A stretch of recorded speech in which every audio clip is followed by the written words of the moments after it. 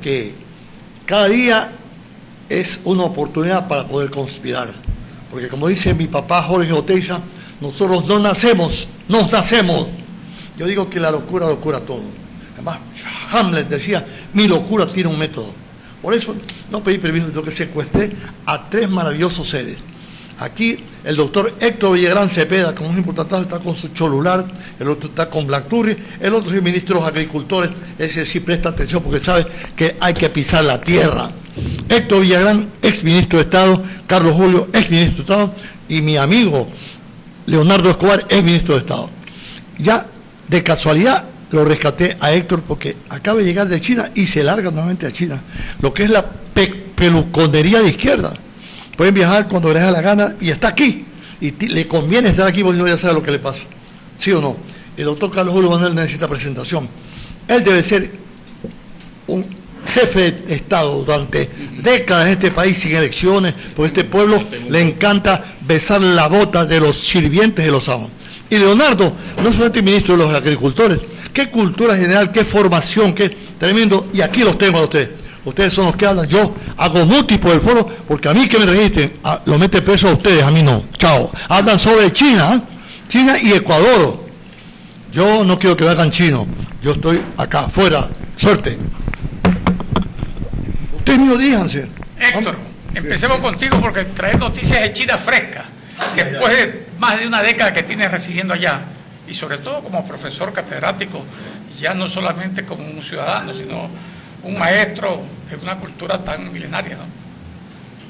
Bueno, yo también quiero agradecerte, Leonardo, Carlos Julio, porque esta invitación de Jorge Miranda nos permite quizás tratar un tema que históricamente ha sido un poco esquivo al conocimiento del común de las personas en el Ecuador.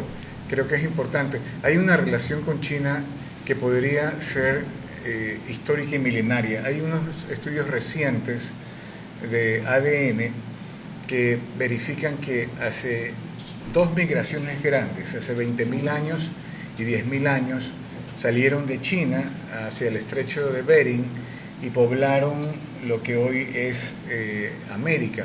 Entonces, estos exámenes de ADN permiten visualizar que quizás hay un pasado compartido con China.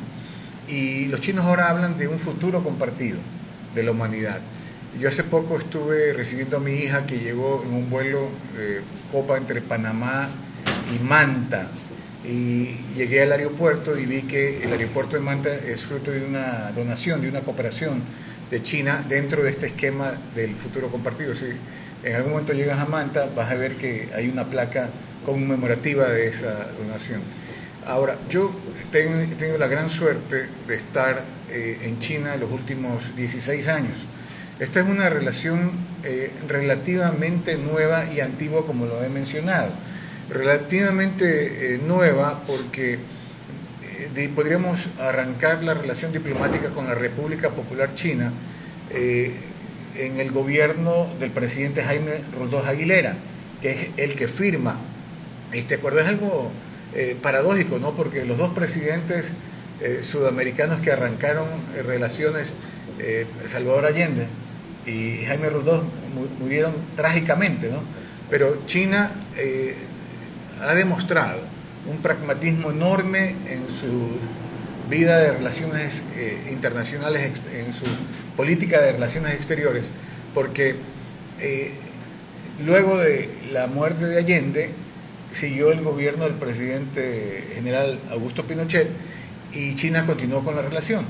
Y luego de la muerte del presidente Jaime Roldós Aguilera siguió el gobierno del doctor Osvaldo Hurtado y China siguió la relación. Entonces, a pesar de que nosotros vamos con lo que los politólogos consideran este va y venir, el péndulo de la política, China ha mantenido una relación estable con el Ecuador sin importar la visión ideológica. Entonces, para mí es una gran alegría y más bien me gustaría preguntarle a Carlos Julio cómo ve la relación entre China y Ecuador. Yo tengo algunas posiciones ahí, también preguntarte a ti, Leonardo, en el tema de la agricultura, a Carlos Julio en el tema económico. Yo he vivido quizás el momento más alto de la relación cuando había un gran apoyo financiero, cuando había un gran intercambio comercial, inversiones.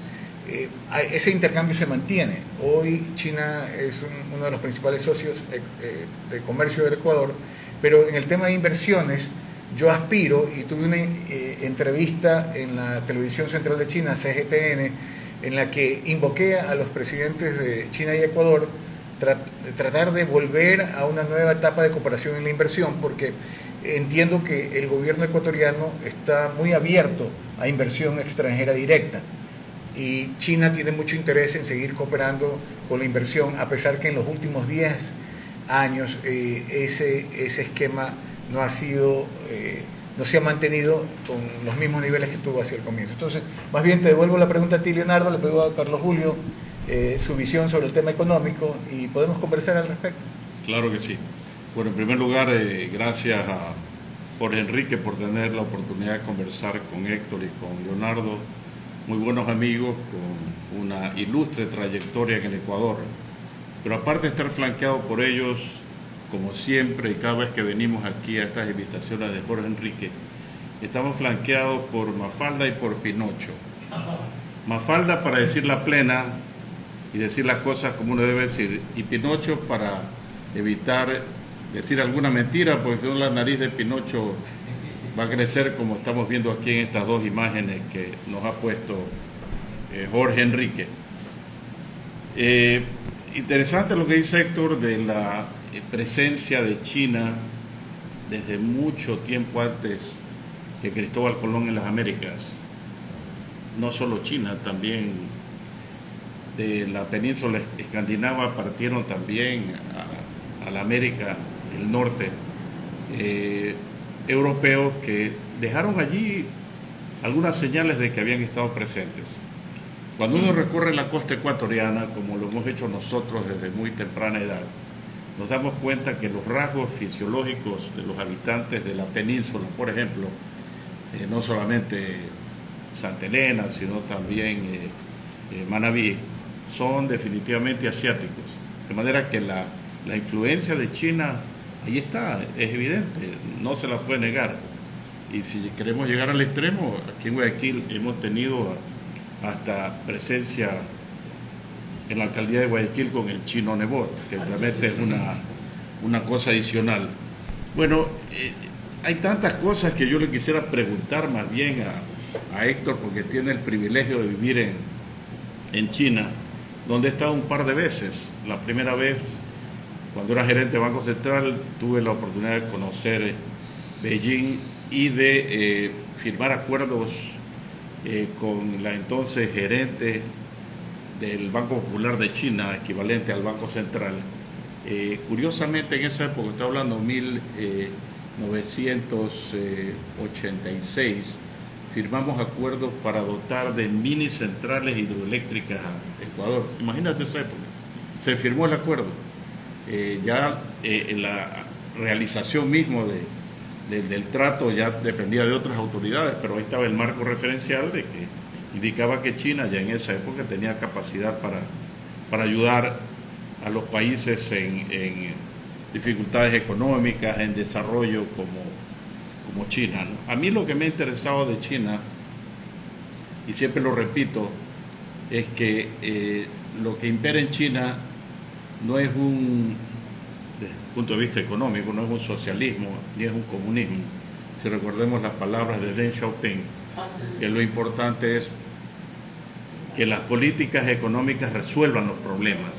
Y esa debe ser la manera de ver, la forma de encarar las cosas. Porque aquí mucho se habla, Héctor, Leonardo lo sabe de memoria, se ataca un gobierno y se tiene políticas de derecha, u otro no lo apoyamos porque es de izquierda. Pero la realidad es que las políticas económicas no son buenas o malas porque sean de derecha o izquierda, sino porque resuelven los problemas. En China se han resuelto los problemas. Estoy hablando de la parte económica, no me estoy refiriendo a la parte política, social, porque es evidente pues que en China no hay una democracia en la forma como nosotros la concebimos acá en América Latina. Y hay mucho que se puede lograr de una cooperación adecuada con China, en muchos aspectos. Inversión ciertamente, inversión compartida. Ecuador tiene pues hoy una gran presencia china en el sector minero, como tú debes conocer. Ecuacorrientes está en manos de China, o la mayor mina de cobre del Ecuador. Dicen los chinos que es una inversión muy exitosa, están muy contentos y que han pedido la autorización para la segunda etapa de Ecuacorrientes. Es más, si hay otros proyectos similares, porque son vetas que están a lo largo de la cordillera. Hablando de cobre mismo. Cobre tienen mucho interés porque Ajá. están desarrollando la industria de los autos eléctricos. Claro. Entonces el cobre es un componente. Disculpa la interrupción. No, pero está solo bien. para, No, es que solo para me parece bien, ratificar que porque no solo cobre, Ecuador también tiene, y no se ha desarrollado, un gran potencial en lo que hoy se llaman tierras raras, ¿no? Los platinoides, que son metales que no son muy comunes, el rodio, cadmio, etcétera, que sirven para justamente el desarrollo de la tecnología, de la computación, de la medicina avanzada, de la cohetería espacial, y eso no se lo ha desarrollado. Claro, ahí entramos en un problema más bien de carácter geopolítico, porque también dependerá del gobierno que quiera o no permitir que China tenga acceso a minerales raros, que hoy, como tú sabes, son un punto de contención entre el gobierno americano y el gobierno chino, porque China era uno de los proveedores de las tierras raras. Claro, China es uno de los más grandes proveedores. Y yo diría que en el tema de la minería hay una gran oportunidad para cumplir ese interés que tiene el Estado ecuatoriano de atraer inversión del extranjero, de China. Qué bien. Sí. Bueno, entonces sí hay grandes posibilidades, pero yo quisiera cambiar un poquito el ámbito meramente económico a un enfoque más general, geopolítico, porque a mí lo que me preocupa, ya viendo, no China, viendo un poco la situación del mundo, es que estamos viendo como países poderosos como Rusia toman la decisión de invadir Ucrania. No hablo de la reciente invasión, la anterior, cuando se tomó Crimea, nadie protestó. Ahora ocurrió algo parecido con las provincias fronterizas. Estamos viendo que el presidente Trump dice que a él le gustaría anexarse Groenlandia y que un poco no le importa lo que piensa el Estado dueño de esa enorme isla que es Dinamarca. Y ha dicho lo propio Canadá, que quisiera que fuera el Estado número 51. Bueno, y la declaración del Departamento de Guerra de los Estados Unidos diciendo que Norteamérica llega hasta Guyana, que es un país con abundantes recursos naturales, y Ecuador. Eso es muy reciente, bueno, eso también debe estar... Bueno, ciertamente es que ya forma parte de Venezuela, de ese territorio, porque se han tomado absolutamente todo el petróleo. Eso de allí... yo ciertamente no lo comparto, porque una cosa es tratar de tener una coexistencia pacífica, de desarrollar los pueblos, otra cosa es simplemente decir voy a anexarte, y en ese campo también te voy a preguntar la razón de ser de la perenne amenaza que tiene Taiwán, que según China continental o China, la República China, es una provincia más. Porque los que conocemos la historia sabemos lo que ocurrió. Pues hubo una decisión entre el Partido Comunista y el Nacionalista, y Chiang Kai-shek terminó en Taiwán, y de ahí sale nuestro buen amigo Roberto Xu, ¿no? Porque era la Fuerza Aérea de China nacionalista. Entonces, estos temas son importantes para que los conozca también la radio audiencia. Yo quisiera terminar solamente diciendo esto, ¿no? El mundo ha llegado a un punto en que el avance de la tecnología, el avance de la inteligencia artificial es de tal magnitud que se pueden resolver los problemas que antes parecían muy difíciles de resolver en materia de producción, en materia de comercialización, en materia de mejoramiento de la situación económica de la gente. Y por qué no pensar en acuerdos internacionales que, en lugar de tener que reaccionar ante los permanentes anuncios de que estalló la guerra en tal sitio, en el Medio Oriente, por ejemplo, a cada rato, o entre Rusia y Ucrania, o en algún otro lado, en algún momento escuchemos una noticia que no se lo oye hace mucho tiempo, que sería algo parecido a que hoy en el mundo estalló la paz y vamos a resolver los problemas de la gente. Yo creo que ese tema es vital, la búsqueda de la paz. Y en ese sentido, la política del Ecuador desde el año 79, de una sola China, que incluye a Taiwán como provincia, es fundamental. Hasta Estados Unidos respeta esa política en el papel. Claro, en el juego de la geopolítica Estados Unidos tiene otro peso y a veces toma ciertas medidas o tiene ciertas acciones, pero Ecuador ha sido muy serio en respetar esa política y tiene un trato, fue uno de los primeros países que apoyó la incorporación de China a las Naciones Unidas. Los chinos no lo olvidan, lo recuerdan, y por eso hoy yo veo que hay una gran oportunidad de atraer inversión y de vender más productos. La CEPAL, que tiene sede en Santiago de Chile, hay un estudio muy interesante que si gustan yo los puedo compartir, que dice que América Latina pierde muchas oportunidades con China. Mira, el presidente Trump acaba de ir y acaba de seguir la receta al pie de la letra. Ha llegado a China, ha expresado respeto al pueblo chino, ha expresado respeto al presidente de China y le ha dicho: quiero que ustedes nos hagan el favor de comprar 200, 300, 700 Boeings. Y ha generado negocios y ha ido con los mayores empresarios.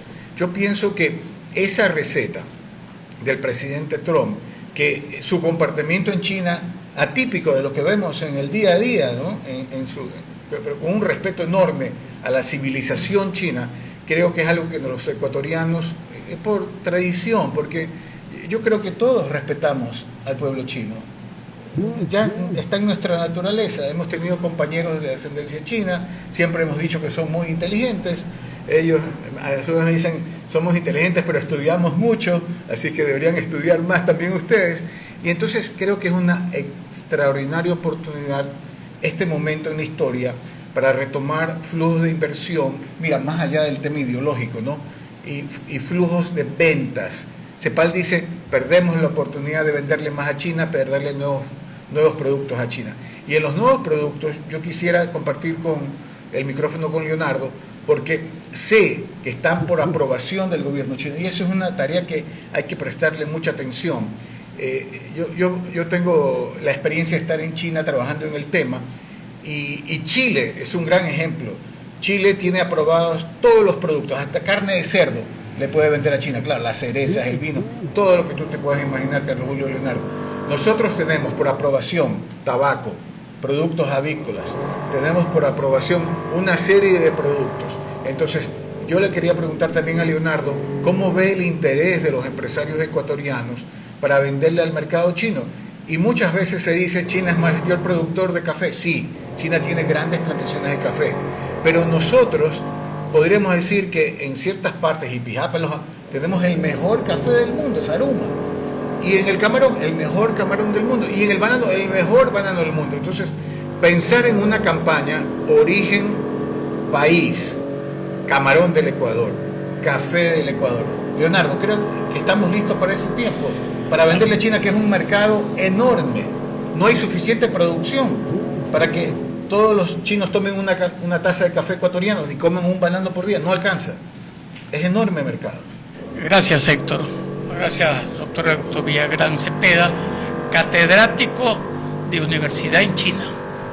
Aparte de ser un ciudadano ecuatoriano que reside allá, mi gratitud al doctor Jorge Miranda, rector de la Universidad del Aire, y a un gran amigo de siempre, el doctor Carlos Julio Emanuel. Tema interesante este foro a través de estos medios virtuales de tratar de la República Popular China. Y como bien dice, todos tenemos amigos de amistad. Yo recuerdo que hace 30 años el abogado Álvaro Novoa me dijo: Leonardo, ¿quién buscamos para abrir mercado en China?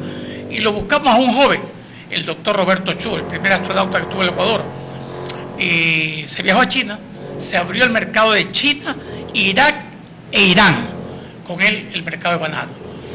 Es el único ecuatoriano que ha trabajado en el grupo Novoa de Álvaro y que llegó a ser gerente general de todo el consorcio en Nueva York. Sigo manteniendo buenas relaciones con él.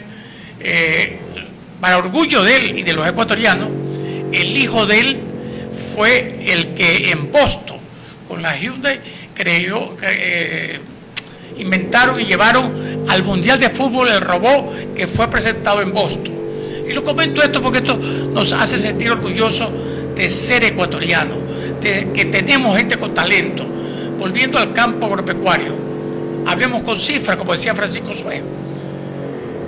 Ecuador exporta 29.400 millones de dólares en 10 productos que somos los primeros del mundo: pitahaya, brócoli, balsa de balsara, camarón, banano, bananorito, cacao. Cacao somos el tercero en producción, pero el primero en la calidad. Concretémonos a China. En Estados Unidos, la capital del mundo, Nueva York, con ANE Café, con el señor Joe Mazú y con su ejecutivo, y especialmente Humberto Heredia y Jorge Delgado, hemos hecho 3 tazas doradas con Víctor Nivelo y United Project Global. No le costó un centavo a ANE Café ni al Estado ecuatoriano. Todo lo conseguimos con los colonias inmigrantes en Ecuador, en Nueva York. Ese café se ha llegado a vender hasta $100 la libra. La tasa del 2024 se clasificaron al top 10 5 cafetaleros y orgullosamente indígenas. Y como bien dice Carlos Julio, si uno pasea por la costa del Ecuador profundo, ve que todavía hay rasgos asiáticos milenarios en sus ojos, en su color de piel, en su cabello, o sea que el hay. Entonces, ¿a dónde vamos? Podemos llevar, como dices tú, Héctor, café de origen del Ecuador. Sí, señores, Ecuador tuvo 526.000 hectáreas de café. Hoy nos queda 26.000. Pero de esas 26.000, tenemos 10.000 hectáreas de café de la mejor calidad del mundo. Para hechos, el embajador de la República Popular China en Ecuador, hace 2 meses, yo acabo de llegar de viaje hace 5 días, hace 2 meses invitó al alcalde de Payatanga. ¿Por qué? Porque quería que el alcalde de Payatanga llevara café de Payatanga, donde se clasificaron en Nueva York 5 en el top 10.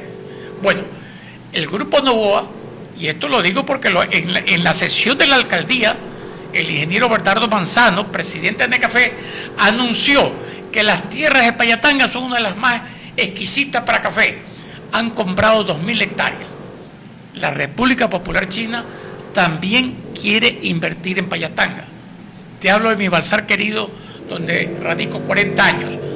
Tierras mías, en el proceso de 10 años, que están en la vía perimetral, lo que se llama al pie de la Británica, 4 empresarios chinos me han comprado pedazos de tierras que han para lo que es ensamblaje, saturación, maduración, etcétera, de muchos productos que ellos envían directamente a China.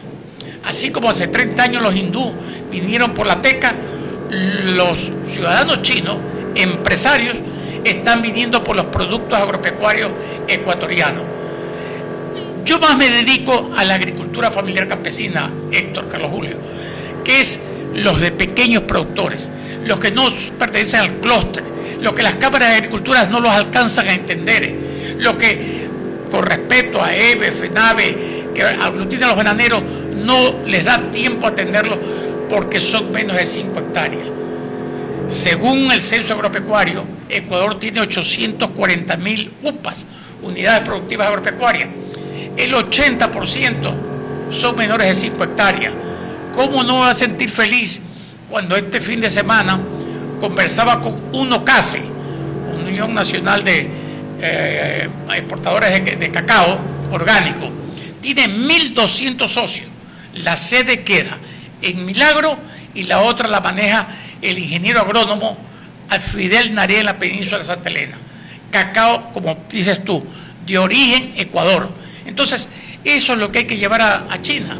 Y qué mejor, por tu venia, que ya me lo has dicho, voy a decirle algunas cooperativas, porque lo que hay que buscar es cooperativismo. La gente busca asociación. Hace 3 meses me invitó el viceministro Oviedo de Agricultura y a conversar. Fuimos con el Foro Agropecuario. Hay 17.000 asociaciones agrícolas en el Ecuador, sin fines de lucro, con el ánimo de que le donen un tractor, que le donen los kits. Eso no es hacer agricultura. Eso es fomentar un poco la comodidad, por no decir la vagancia. Entonces, tenemos que irnos de ahí sale la reactivación económica del campo. Sí. Bueno, el campo, 29.400 millones de dólares. Entonces, he tomado tus buenos deseos y los voy a plantear con los caficultores para que se contacten y tratar de llegar a China con el café, incluso con una taza dorada, que se le ha conversado con Jorge Delgado. Se tiene bastante dialogado con Humberto Heredia. El tabaco también. El tabaco, me has dicho, que lo sepan los televidentes. El mejor tabaco del mundo para la capa, o sea, la parte que rodea. Que lo sepan los televidentes. Sí. Buen tabaco. Me invitó el vicealcalde, concejal del Empalme, el doctor Darío Cantos, y uno de los mejores tabacos del Ecuador está en el Empalme. Toda la producción que hace el Empalme, estoy hablando de 6 meses atrás, reciente, todo eso se va a República Dominicana. Me dices tú, Héctor, que de República Dominicana lo exportan a China. Los amigos chinos que están en el monopolio que se llama China Tobacco, que es el monopolio estatal, dicen que compran a un tercer país el origen ecuatoriano. Entonces yo creo que podríamos nosotros comenzar a vender directamente, porque entonces la ganancia quedaría en el Ecuador. Claro, se fomentaría y si mucho más. Los dominicanos necesitan, porque ellos venden mucho producto hecho, se le puede vender. No, y no solamente lo que yo digo, que queda la utilidad. Lo que acaba de ocurrir con la compra del café a Payatanga. Vinieron de Estados Unidos expresamente, hablaron conmigo, lo hice hablar con el economista Humberto Heredia, le compraron la cosecha a 5 años a futuro, con el precio mínimo de $50 la libra de café y con soporte tecnológico y soporte de tecnologías para cuestiones de prevención del niño. Porque acuérdate que estamos tratando, y según Estados Unidos, el potencial del niño sería el de un super Godzilla. Entonces, hay que tener una prevención enorme, porque nuestras cordilleras andinas y nuestro café se siembra justamente en esa región. Y para la parte del páramo, Carlos Julio, sería muy bonito que la quinoa también tenga origen ecuatoriano, que se registre esa marca, ¿no? Y vender quinoa del Ecuador en el mercado chino. Es una fuente de proteína histórica y milenaria, y le daríamos a los pobladores del páramo, que hoy son susceptibles a muchas manipulaciones, la posibilidad de generar riqueza que les va a permitir enfocarse en la producción, porque son grandes productores, enfocarse en la producción y enfocarse en el desarrollo de sus plantaciones de quinoa. Pienso que ahí hay una opción extraordinaria hacia el futuro. Conozco. El año pasado se celebró en el Ecuador, en Cañar, el 7º Congreso Mundial de la Quinoa. Una pena que pasó bastante desapercibido, que no hubo la atención necesaria, pero Ecuador, en la zona de Cañara, en la zona de Riobamba concretamente, está una de las cooperativas más importantes de quinoa. La integran 1.300 personas en redondo. 700 mujeres la integran. De esas 700 mujeres, te hablo con cifras casi concretas, 500 son mujeres casadas que sus maridos son migrantes en Estados Unidos. Entonces, mira la importancia que tendría tratar que la quinoa nuestra, que está una de las más calificadas en el mundo, llegue a China. Porque en datos económicos, el primer productor de quinoa en el mundo es Canadá, que no la produce, pero la compra, la industrializa. China está sembrando quinoa y entonces va a ser gran productor en poco tiempo, pero nuevamente el origen. Leonardo, yo no sé si tú me permites cambiar un poco la temática a lo que Carlos Julio había mencionado, porque volver al tema de las inversiones de gran escala. En el tema, he conversado con algunos amigos, tengo una amistad muy cercana por más de 15 años con los altos personeros del ICBC, es el banco más grande del mundo.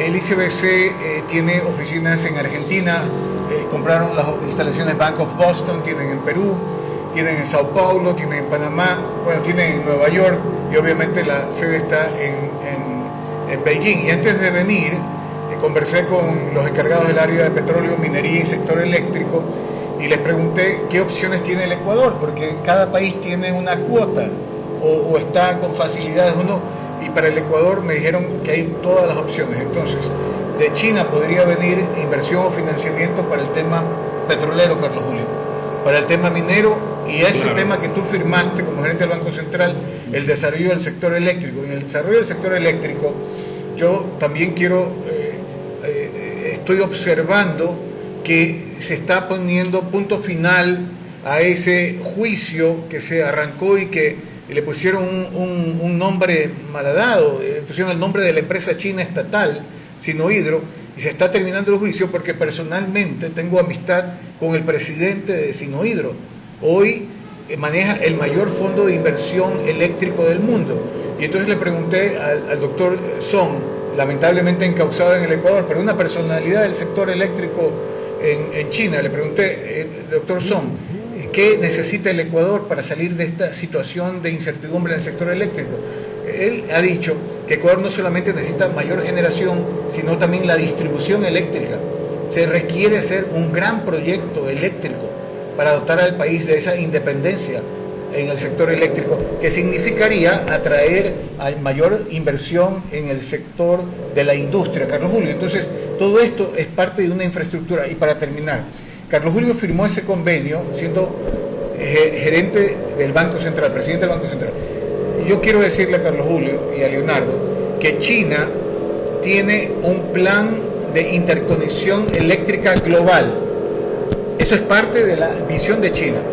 En esa interconexión eléctrica global ya está hacia el oeste de China conectado el tren que une la antigua capital Xi'an con Madrid.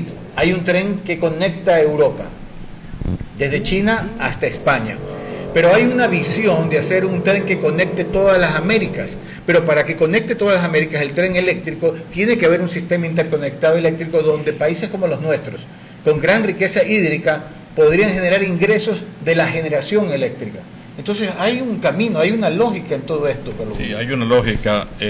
Tú al inicio preguntabas sobre la situación del Ecuador y voy a permitirme dar un par de ideas generales sobre cómo está la situación del Ecuador. En primer lugar, lo eléctrico. Yo sé que hay que hacer un plan para tener un sistema eléctrico que funcione en el Ecuador. Bueno, existe el plan maestro de la electricidad en el Ecuador hace más de 30 años que no se lo ha cumplido. Me lo refería siempre un balsareño, don Pedro Aguayo Cubillo, claro, un hombre enamorado del sector eléctrico. Claro. Entonces, por ejemplo... Vicepresidente. Sí, por ejemplo, ahí estaban previstas 2 centrales hidroeléctricas, la hidroeléctrica de Santiago y la de Cardenillo, que simplemente no se las han hecho. No es que no esté el plan existe. Pero hay que hacerla, ¿no? Lo que pasa es que no ha habido la voluntad política de hacerlo. Primer punto. Segundo punto, nosotros tenemos un gravísimo problema de corrupción en el Ecuador. Grave. Por donde lo mires. El problema que tú mencionabas de Sinohydro, hay corrupción. ¿Quién fue el beneficiario de esos recursos que se le robaron al pueblo ecuatoriano? Habrá que ver, porque tú sabes que Coca-Cola Sinclair, que en otro de los proyectos que tiene, yo creo que 30, 40 años como proyecto que finalmente se lo hizo, ahí han habido problemas graves en materia de sobreprecios y de mala calidad de los productos con los cuales se construyó Coca-Cola Sinclair. ¿Cómo enfrentar el problema de la corrupción en Ecuador? Tal vez ahí sería bueno que China nos dé algún tipo de asesoría, porque en China yo conozco, por lo menos lo que se ve en la prensa, muy estricto, que la corrupción no se tolera. No se tolera. Entonces, en el arte de la guerra, Sun Tzu dice que la corrupción es una manera de destruir el Estado. Claro. Y entonces, si usted no quiere que el Estado se destruya, que es nuestra forma de organización política y social, hay que combatirla. Claro. Y los chinos lo hacen. Entonces, a grandes rasgos, Ecuador, desde el año 2007-2008, no tiene crecimiento económico. Es como pedirle a una persona que desde el año 2008 no tenga un trabajo o un sueldo, ¿cómo es que subsiste? Entonces subsiste el Ecuador a través de un proceso de endeudamiento crónico que ha llevado la deuda actualmente a cifras superiores a 90.000 millones de dólares, una cifra que es verdaderamente impagable. Como resultado también de esta política tienes un seguro social que no funciona en el Ecuador. El Estado ecuatoriano le está debiendo actualmente al Seguro Social, porque le ha tomado recursos del Seguro Social, casi 30.000 millones de dólares. Entonces, si te das cuenta de esas cifras, son cifras enormes para las cuales no se le ha buscado una solución. Pobreza en el Ecuador.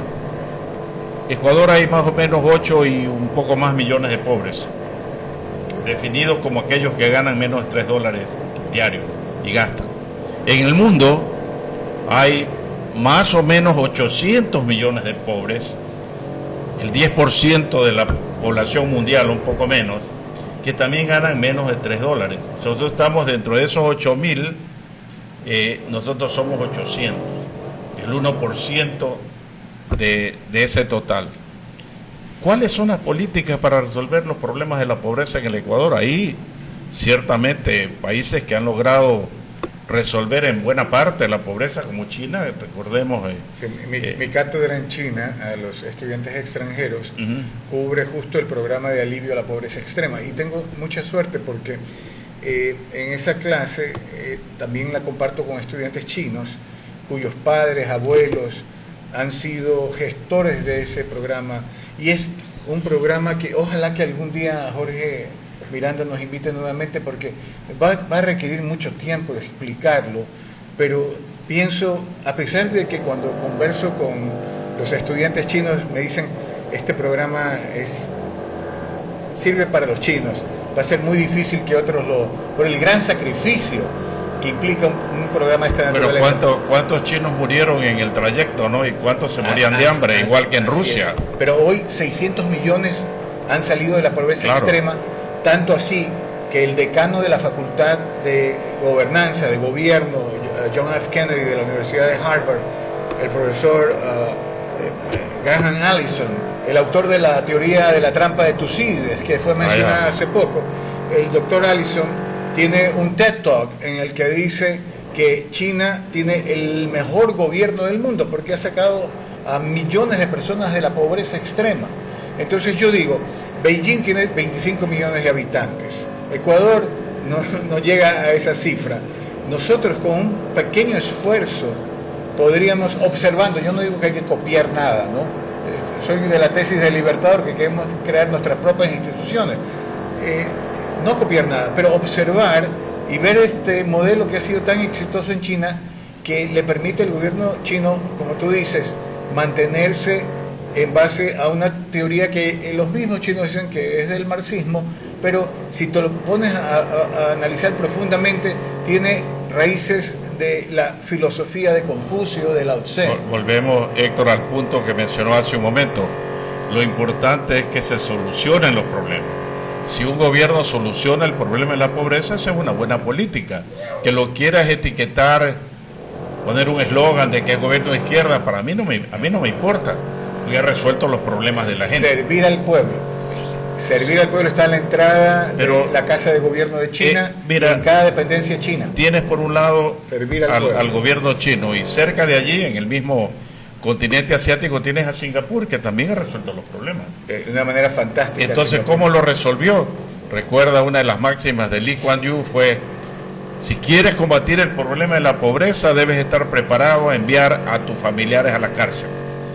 ¿Ocurre eso en el Ecuador? De ninguna manera. Y una disciplina enorme en Singapur. Pero eso como resultado de toda esa política. Yo a veces me pregunto, Carlos Julio, ¿cómo pueden los chinos? Porque uno viene de un país que para nosotros es grande, enorme, bello, hermoso, pero China es casi como un continente, ¿no? 1.500 millones de habitantes.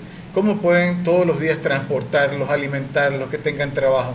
Y tienen, yo creo que el primer paso es recuperar lo que dijo Confucio, los 3 respetos. Y estos 3 respetos emanan de 3 virtudes. El primer respeto, que los hijos, mira, perdón que estoy volviendo a lo básico, ¿no? A lo filosófico, que los hijos, que las hijas respeten al papá y a la mamá. Pero el respeto no es porque sean papá o mamá, sino porque el papá y la mamá son virtuosos. Entonces el respeto emana esa virtud.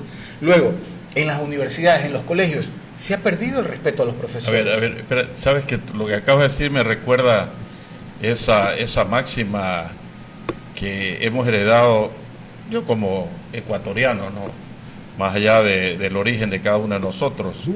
Aquí en el Ecuador el que no tiene de inga tiene de mandinga, ¿no? Y el que diga que no simplemente está completamente equivocado. Somos una nueva civilización, decía el libertador Simón Bolívar. ¿Qué decían los incas, no? Las 3 máximas: no robar, no mentir y no ser ocioso, ¿verdad? No robar, no mentir, no ser ocioso. Y está en la Constitución, ¿no?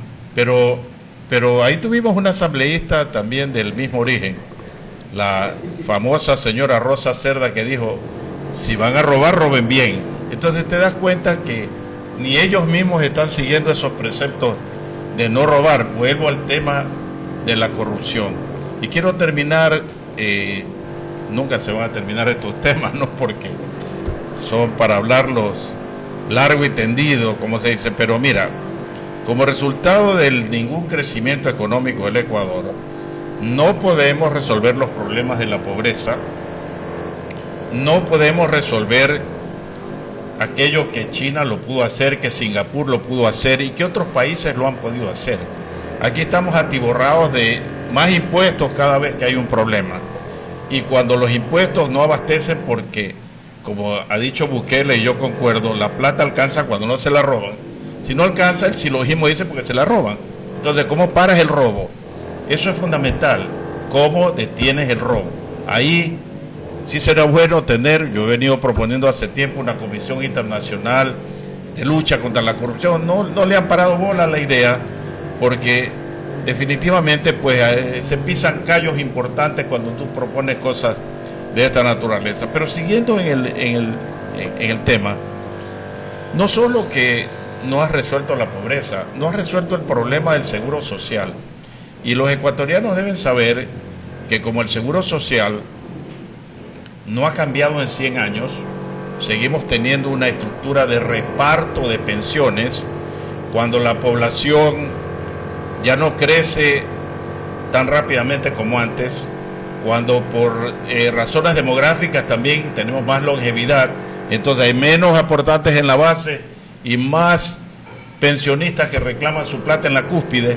Entonces ese problema, Héctor, que aquí no se lo comenta mucho, es un asunto que va a hacer explosión en los próximos años, cuando el gobierno finalmente diga: no tenemos plata para pagar las pensiones. ¿Hay formas de resolver? Claro que hay formas de resolver, pero hay que quererlo resolver, pues. Y para resolver no solo el tema de la corrupción, sino también lo que ya mencionó hace un momento, el tema de la deuda. Ecuador tiene una deuda impagable. ¿Qué ocurre cuando tú tienes una deuda impagable a nivel personal? Vas al banco y refinancias. Si perdiste tu empleo y tienes que pagar $1,000, $500 a la tarjeta mensualmente y ya no tienes ese ingreso, vas al banco y le dices: no puedo pagar 500, de repente puedo pagar 120, y buscas una solución. Los países, cuando no logran acuerdos de esa naturaleza, entran en moratoria. Ecuador tiene una experiencia de 13 o 14 moratorias o defaults en su vida. ¿Podemos arreglar ese asunto, enfrentarlo? Claro que podemos. Y en eso China, Estados Unidos, Rusia pueden jugar un papel importante. ¿Por qué menciono China, Estados Unidos y Rusia? Porque a diferencia del inicio, cuando se fundaron las instituciones financieras de Bretton Woods después de la guerra en 1944-45, hoy en día, en el directorio del Fondo Monetario Internacional se sienta China y se sienta Rusia. La Federación, mira, eso es, cuando yo trabajaba en el Fondo Monetario, ellos no estaban, ahora están allí, son parte de allí, del Banco Mundial. entonces pueden colaborar conjuntamente para la solución de esto, que es una crisis que se viene y se viene con fuerza. Y he tenido el gran honor de conocer al doctor Justin Lee, que ha sido el director de China ante el Fondo Monetario Internacional, Bueno, ahora es profesor emérito en la Universidad de Pekín. Tú conoces, finanzas, sí. tú conoces que es así, o sea, aquí tenemos que tener cuidado, que nos está viendo Pinocho, tenemos que decir la verdad, ¿no? Que, de lo contrario hay problemas. Y justamente el otro día, Leonardo, entrevistábamos en la Radio Águila al embajador de la Federación Rusa en Ecuador, el embajador Spring Chan. El embajador Spring Chan es un hombre que conoce mucho el Ecuador, y yo le planteaba, mire, va a llegar un momento que tenemos que dar una solución integral, global al problema de la deuda, como lo hizo Estados Unidos y los países que vencieron en la Segunda Guerra Mundial en el acuerdo de 1953 en Londres, cuando los aliados vencedores se sentaron con el perdedor Alemania y le dieron condiciones increíbles para que Alemania pueda resolver su problema de la deuda. No creo que haya en el mundo hoy día tanta filantropía, pero solo repito lo que le dieron. Le dijeron a Alemania, ¿usted ve cuánto? X. Bueno, vamos a condonarle, perdonarle, olvidarle, amnistía para 2/3 partes de la deuda. Primer punto. Segundo punto, la tasa de interés que le vamos a cobrar oscilará entre 0 y 5%. Eso no existe en la actualidad. Tercero, si su economía no crece, no tiene que pagarme.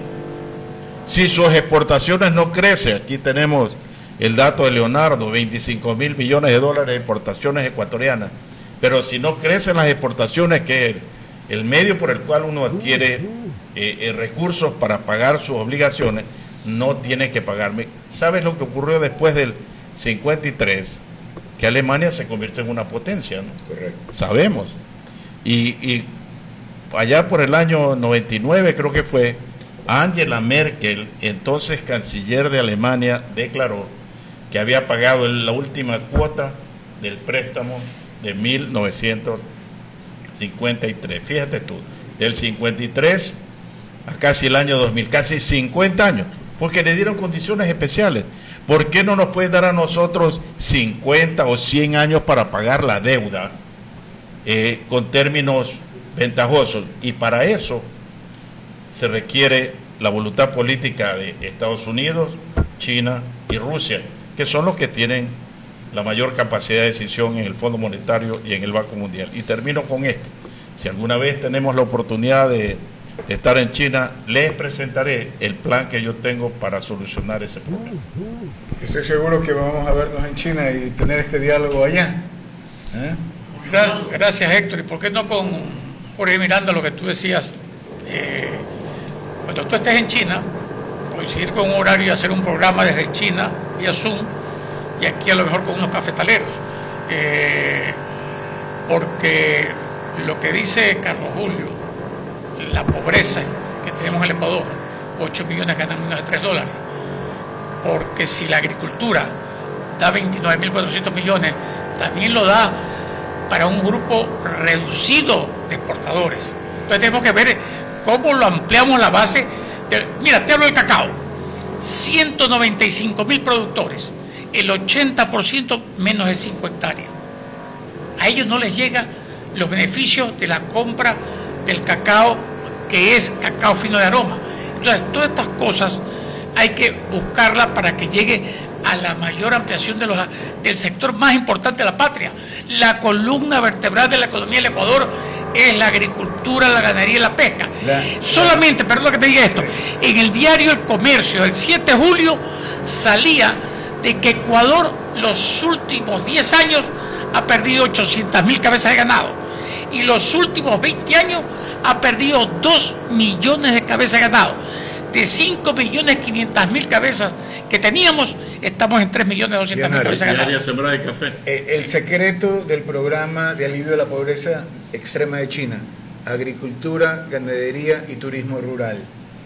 Ese es un tema que, por ejemplo, vía Zoom lo tratáramos un día. Llegas a la localidad, haces un censo integral y luego intervienes va al Ministerio de Agricultura, va al Ministerio de Comercio, es difícil explicarlo, Claro. pero lo han hecho. Yo como ecuatoriano pienso que nosotros podemos hacerlo. Por ejemplo, yo he vivido mucho tiempo en Manabí, en la tabla de Sánchez, ahí en Chone, se pierde la mandarina esa cascaruda, se pierde, porque no hay cómo sacarla, no hay. Entonces, ¿qué han hecho los chinos allí? Hacen la encuesta. Viven 200 personas, jamás van a hacer una vía de primer orden, pero está la producción, hazla. Jamás van a poner una antena de internet para que haya comunicación celular, porque no es rentable, ponla. Y entonces sale la producción. Ese que es un pueblecito muy chiquito se convierte en una entidad productiva enorme y esa gente sale de la pobreza. Esto es un resumen muy rápido, pero esto hay que explicarlo con atención. Es el método que nos han enseñado como un precepto filosófico chino de enseñar a pescar. Enseñar a pescar. Entonces, los ministerios se activan, porque tú sabes que yo he estado mucho tiempo en el Ministerio de Comercio, en el Ministerio de Transporte. Hay mucha gente muy buena allí. A ver, está queriendo. el Ecuador tiene hombres talentosos, y no es por decir aquí un cumplido. El hecho tuyo que estás en China mismo, catedrático de una universidad china. No es fácil decir, pues, llego de catedrático de una universidad china. Entonces, Ecuador tiene gente con talento.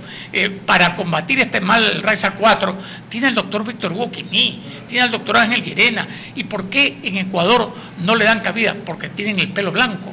Entonces, estamos en ciertas políticas agropecuarias y política general. Lo que pasa es que yo me he retirado un poco del quehacer político para concentrarme en la agricultura. Pero este pensamiento, que no es de hoy, de China, es milenario, y que con paciencia los gobiernos lo han sacado adelante, debe aplicarse para sacar la pobreza en el Ecuador. Yo quiero agradecerte, Leonardo, Carlos Julio, porque he aprendido mucho y de verdad Jorge nos ha permitido tener esta conversación. Ojalá que los cuatro podamos estar en Beijing visitando, conociendo. Por ejemplo, me encantaría si hay algún programa en el que se pueda mostrar los logros de el alivio de la pobreza extrema, la revitalización rural, que es la segunda etapa. Después de que sacas de la pobreza, no es que te quedes allí, tienes que revitalizar el sector rural. Es extraordinario. Y nos comprometemos en eso. Yo por lo menos me comprometo, y todo lo que tenga que ver ahora mismo con mis hijos. Héctor se acaba de graduar en una maestría en negocios internacionales en China, habla el chino, habla el japonés, habla el coreano, el español, por supuesto, el inglés. Y entonces hemos instalado una empresa que se llama el China Desk para ayudar a las empresas ecuatorianas que no tienen cómo poner una oficina en China, ubicarse y ayudarles a generar negocios allá. Y entonces con todo gusto estamos a las órdenes para trabajar conjuntamente, Carlos Julio, gracias, Leonardo, gracias. Jorge. Muchas gracias, muchas gracias. Gracias, Héctor, gracias, Carlos Julio. Yo le agradezco al doctor Jorge Miranda, que se sacrificó hoy día.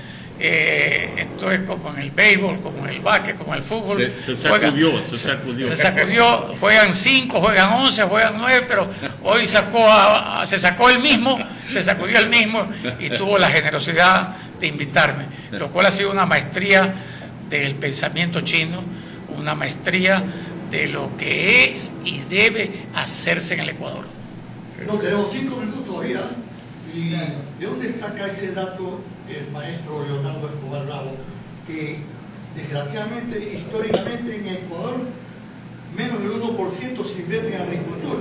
Bueno, invento suyo. No, son cifras estadísticas. Aquí tenemos un maestro de la economía.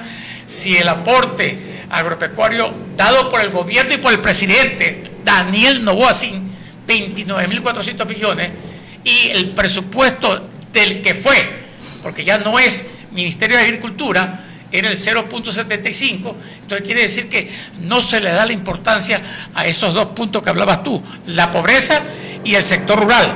En cambio, coge el Cantón Durán, la parroquia de los hermanos Sandiford, la parroquia de Ferroviario, la parroquia de Eloy Alfaro para sacar el tren. Hoy es la cuarta, quinta ciudad del Ecuador con 600.000 habitantes, pero que no tienen nada más que un dormitorio ambulante, viviente, no tienen fuente de empleo. Eso va en contraste con los dos puntos solo que tú me hablabas de la parte de filosofía china, que la gente no conoce China. China es un emporio empresarial hoy en día. Solamente leía que la empresa Starbucks, que ha abierto un café en Guayaquil, el Mall del Sol, a mí me gusta hablar con nombre y apellido, no se trata de publicidad, en China hay 700 Starbucks. O sea, imagínense ustedes qué emporio empresarial se ha convertido Qué China. bonito sería que nuestras franquicias pudieran llegar Por ejemplo, a China. Soñar en grande. Sweet Coffee acaba de abrir o va a abrir en Chile.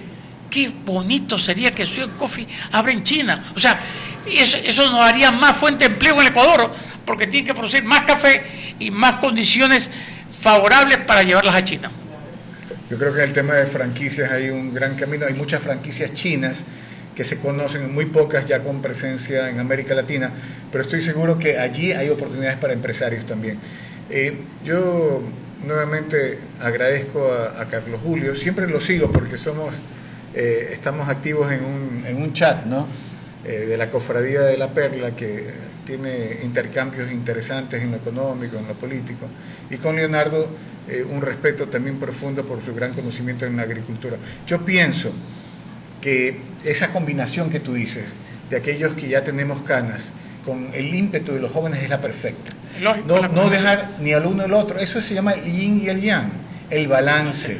Y por eso es que cuando Mao Zedong diseña este nuevo esquema que lo perfecciona Deng Xiaoping y ahora lo ha llevado al grado más alto el presidente Xi Jinping. El presidente Xi Jinping toma, aquí justo tú tienes este libro que contiene el Tao de Jing, que dice que para cocinar un pez pequeño hay que hacerlo con mucho cuidado, al igual que gobernar un país requiere mucho cuidado.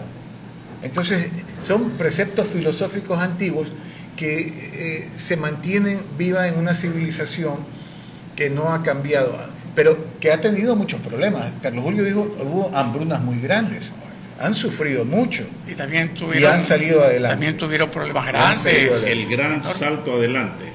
Han sufrido mucho. Henry Kissinger, te recomiendo ese libro sobre On China, dice que China ha sido una gran potencia. El mismo el mismo Adam Smith en La riqueza de las naciones reconoce que el mayor mercado del mundo es el mercado chino.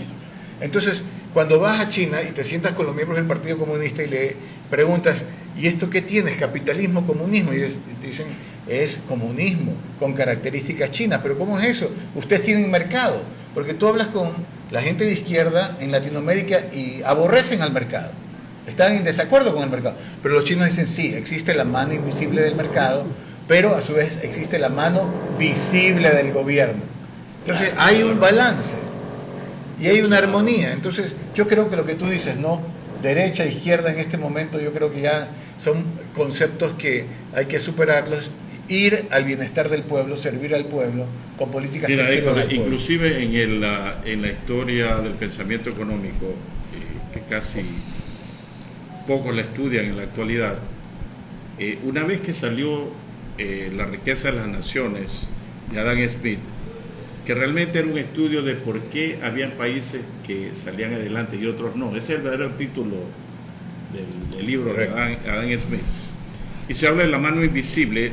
La gente pensaba que, pero los que atacan a Adam Smith y atacan al liberalismo económico decían que eso es darle al mercado absolutamente un poder omnímodo para hacer lo que le dé la gana. No, eso nunca lo dijo Adam Smith, porque él siempre hablaba que tenía que haber un rol tutelar del Estado. Eso está en el libro. El balance.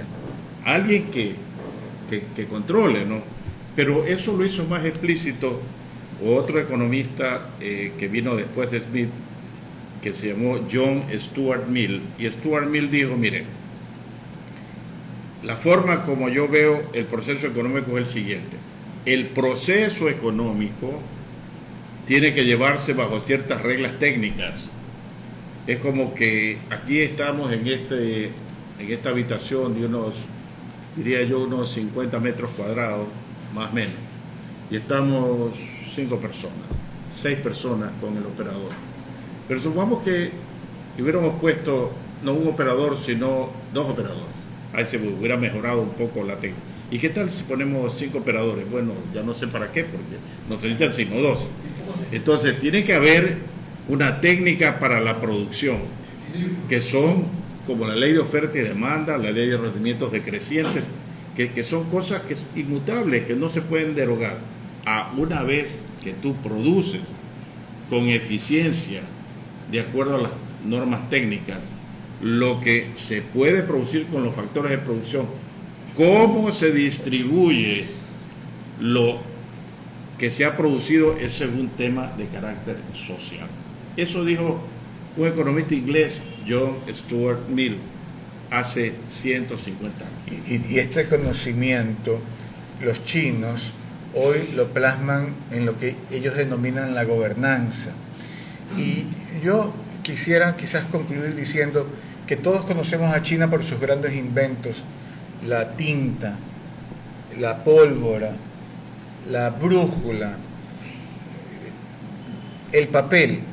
Pero después de estar más de 15 años en China y ver la armonía con la que vive ese pueblo en estos días, es la gobernanza quizás el mayor invento, porque los chinos son los que se inventaron el gobierno por ministros en época imperial. Y cuando en 1911 el doctor Sun Yat-sen, que estuvo en Ecuador en 1906, el doctor Sun Yat-sen, que en chino se dice Sun Yat-sen,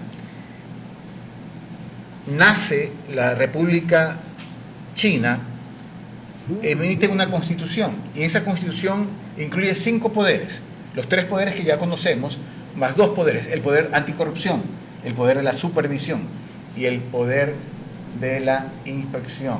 O sea, que cada funcionario público, que es la Contraloría. Así es, que cada funcionario público no solo que sea revisado en su buen obrar, sino que antes de que ingrese pueda ingresar teniendo la más alta calificación, o sea, la meritocracia. Mira, Sun Yat-sen, 5 poderes en esa Constitución de China de 1911.